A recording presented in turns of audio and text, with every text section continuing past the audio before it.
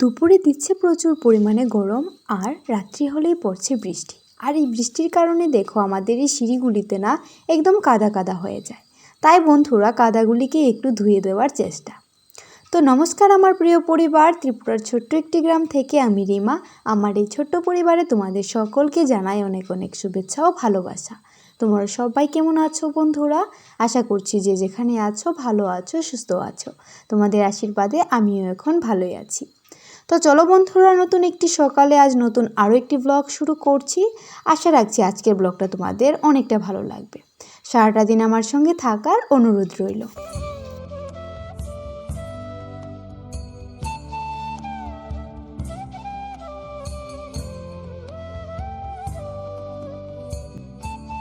বেশ কিছুদিন ধরেই ভাবছিলাম আমাদের এই সড়কটা পরিষ্কার করব। এই সড়কটাতে না বন্ধুরা প্রচুর পরিমাণে ধুলা জমা হয়েছে। আর যারা আমার পুরনো বন্ধু আছো তোমরা জানো ধুলা জিনিসটা আমার না একদমই সহ্য হয় না। তাই বন্ধুরা ধুলা দেখলেই না আমি একদম যতটাই পারি গুছিয়ে রাখার চেষ্টা করি, ধুলাগুলো ঝেড়ে রাখার চেষ্টা করি। তো রেকটাকে সরিয়ে প্রথমত নিচের জায়গাটা ভালো করে ঝেড়ে, দেয়ালটাকেও ভালো করে ঝেড়ে তারপর মুছেই বন্ধুরা রেকটা রাখবো। আর এদিকে দেখো রেকটার কি অবস্থা।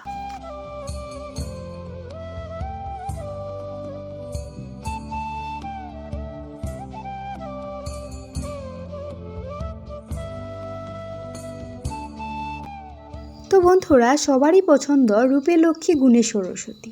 আমি কিন্তু রূপে লক্ষ্মীও নয় আর গুণে সরস্বতীও নয়। তারপরেও কিন্তু বন্ধুরা আমি সব কাজই নিখুঁতভাবে করার চেষ্টা করি। আমার ইচ্ছে খুব নিখুঁতভাবে আমি আমার ঘরটাকে পরিপাটি করে রাখার। আর চেষ্টাও করি বন্ধুরা, জানি না কতটুকু পারি, হয়তো আমার থেকে সবাই অনেকটা ভালো পারে, কিন্তু আমি আমার মতো করে নিখুঁতভাবে করার চেষ্টা করি।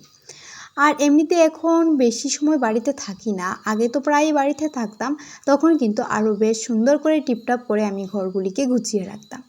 আর আজকাল যেহেতু আমি বাড়িতে বিশেষ থাকি না বন্ধুরা, একেবারে কম সময়টা বাড়িতে কাটে, রাত্রটা পুরোটাই বাড়িতে কাটে, তো সারাদিনের ক্লান্তি ভরা এই শরীরটা নিয়ে না রাত্রিতে আর কাজ করতে ইচ্ছে করে না।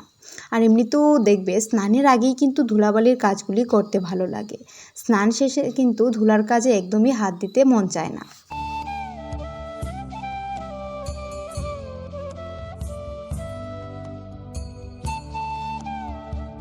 এখানে আমাদের যে কাপড় চোপড়গুলি লাগে না সেগুলোই আমি বেশ সুন্দর করে গুছিয়ে রেখে দিলাম। আর এই বাকি চারটা থাকেই রেখে দেব জুতোগুলি। আর জানো তো বন্ধুরা, ভাইয়ের না বেশ কজোড়া জুতো, আর ভাইয়ের জুতোই কিন্তু পুরোটা রেক ভরে যায়। আমার তো তেমন জুতো নেই, এই ধরো 3 জোড়ার মতো আছে, 3 থেকে 4 জোড়ার মতো জুতো আছে, কিন্তু ভাইয়েরই বেশিরভাগ। তো সে যাই হোক বন্ধুরা, ভালো করে রেকটাকে মুছে ঝেড়ে বেশ সুন্দর করে অর্গানাইজ করে রাখার চেষ্টা করলাম।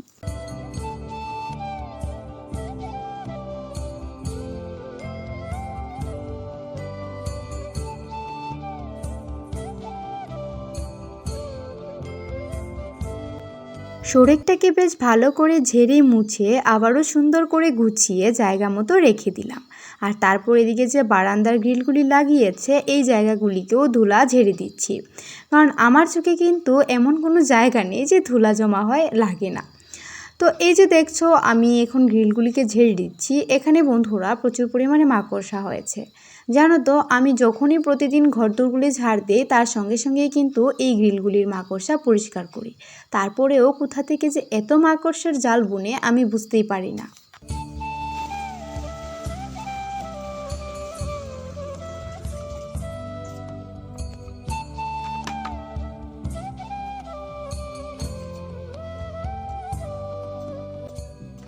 সকালে ঘুম থেকে উঠে তো বাসি ঘরটা একবার ঝাড় দিলাম, এখনও আবার বারান্দার সঙ্গে আবারও ঘরটাকে ঝাড় দিয়ে দিলাম। আর তারপর দেখো বন্ধুরা এখন আমি মুছে নিচ্ছি। গত বুধবার দিন আমার শরীরটা তেমন ভালো ছিল না, যার কারণে ঘরটা মুছতে পারিনি। আর আজ হয়েছে শুক্রবার, তো আজকেই আমি ঘর বারান্দা এসব কিছু মুছে দেব। ঘরটা প্রায় প্রতিদিন মোছা হয় না, 1-2 দিন পর পরই মুছি। আর সপ্তাহে একদিন আমি হাতের সাহায্যে মুছি। আর বারান্দাটা তো রোজই মোছা হয়, কারণ যেহেতু বিকেলবেলা আমি স্টুডেন্টদেরকে পড়াই, ওরা এই বারান্দাটাতে বসেই পড়াশোনা করে, তাই বন্ধুরা প্রতিদিনই এই বারান্দাটা মুছে দিই।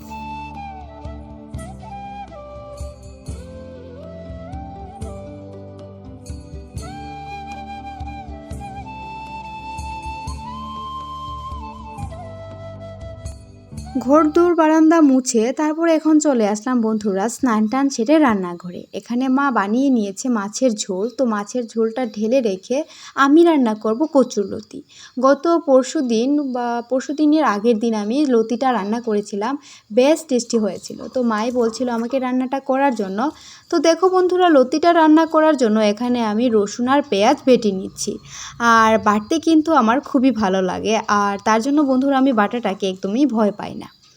তো যেহেতু এটা শুটকি মাছ দিয়ে রান্নাটা হবে লতিটা, তাই বন্ধুরা প্রথমেই কড়াইতে অল্প একদম সরিষার তেল দিয়ে দিলাম। শুটকি মাছের মধ্যে তেলটা কিন্তু অল্পই মানায়, বেশি তেল দিলে একদমই ভালো লাগে না।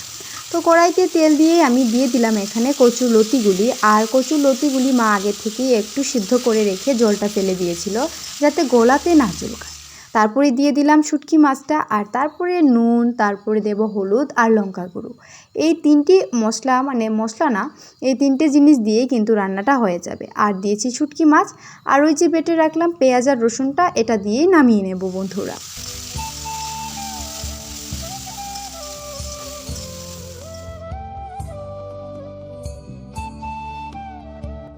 তো আমার প্রিয় মিষ্টি বন্ধুরা, আমার ব্লগ দেখতে তোমাদের কেমন লাগে গো, প্লিজ একটা কমেন্টের মাধ্যমে জানাতে ভুলো না। আর যদি চ্যানেলে কোনো নতুন বন্ধু হয়ে থাকো, প্লিজ আমার চ্যানেলটা সাবস্ক্রাইব করার অনুরোধ রইল। আর ব্লগ ভালো লাগলে অবশ্যই একটা লাইক করে দিও বন্ধুরা। সকালে রান্নার পর পুরোটা দিনই ছিলাম ব্যস্ত টিউশনের মধ্যে, আর এখন হয়ে গেছে সন্ধে, আমি চা খেয়ে নিয়েছিলাম। তারপর ছোটো কাকিমুনি ডাকলো যে ফুচকা বানিয়েছে খাওয়ার জন্য। তো সেখানে গিয়ে আমি প্রথমত তেঁতুল জলটা বানিয়ে নিচ্ছি, আর এখানে আমার ছোট্ট বোনও মেখে নিচ্ছে আলু মাখা। তো এই দেখো এখানে ফুচকা ভাজা হয়ে গেছে, এখন আমরা খেয়ে নেব। তো আজকের ব্লগটা চাইছি এখানেই শেষ করতে। ব্লগ ভালো লাগলে অবশ্যই লাইক, কমেন্ট অ্যান্ড সাবস্ক্রাইব করে আমার চ্যানেলটার পাশে থাকার অনুরোধ রইল। তো চলো আজকের মতো এখানেই বিদায় নিয়ে দেখা হবে, টাটা।